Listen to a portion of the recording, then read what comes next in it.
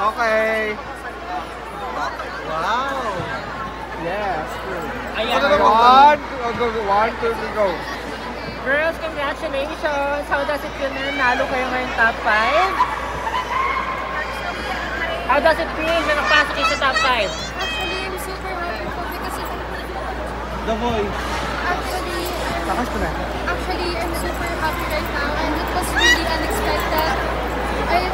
I only prayed to be an official candidate, but right now, you know, standing here today with these beautiful women, I'm just so proud and so grateful to everyone who supported me throughout this journey. I am very happy because it was my second time joining this family. And this, I am very teary-eyed before and after. Then I was just super grateful that I became one of the top. Hello guys, I'm very ecstatic to say that I am your Miss Caloocan 2025. Actually, I prepared so much for this, but I'm really proud to represent Caloocan City once again because I already represented this city of mine twice, and I'm really grateful. And hindi ko natatagal now, especially because people are supporting me and helping me all throughout this journey. Thank you so much.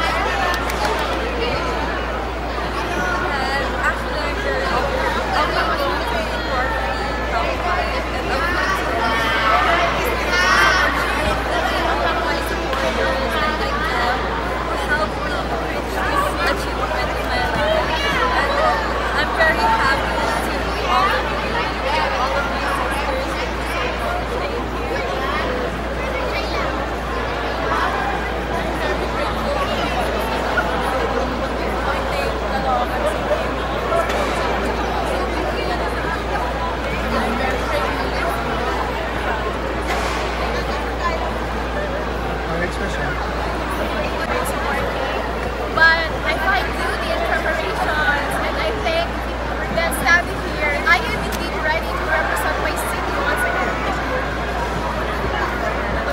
One of my preparations is that I'm really grateful, you know, to Papi Billy.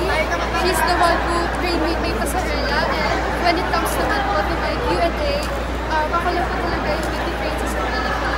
And naniniwala ko po na with my hard work, I can really achieve anything that I really want in my life.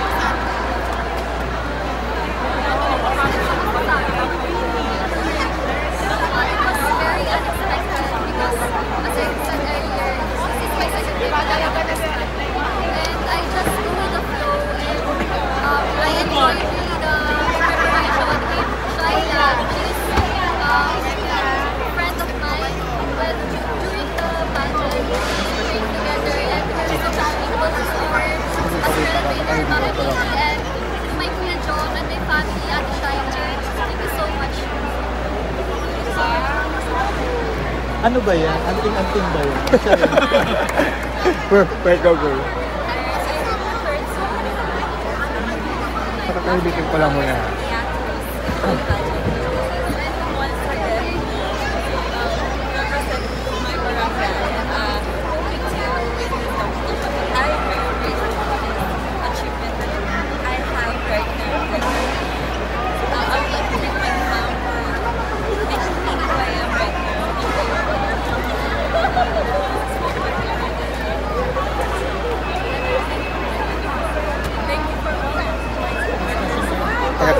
Taka-isip pa lang.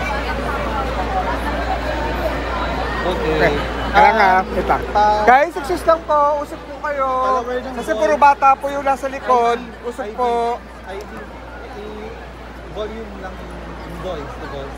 So last question, year's winner was Kim, and she competed in Binibini Pilipinas. So what's next for All of you, especially? Maybe it's a journey. We will all find it out soon. So brace ourselves, and I will prepare for something. That's one thing I can really make sure of. Okay. Alright, thank you! Last na lang naka-block na ka dyan. Flying kiss. Applying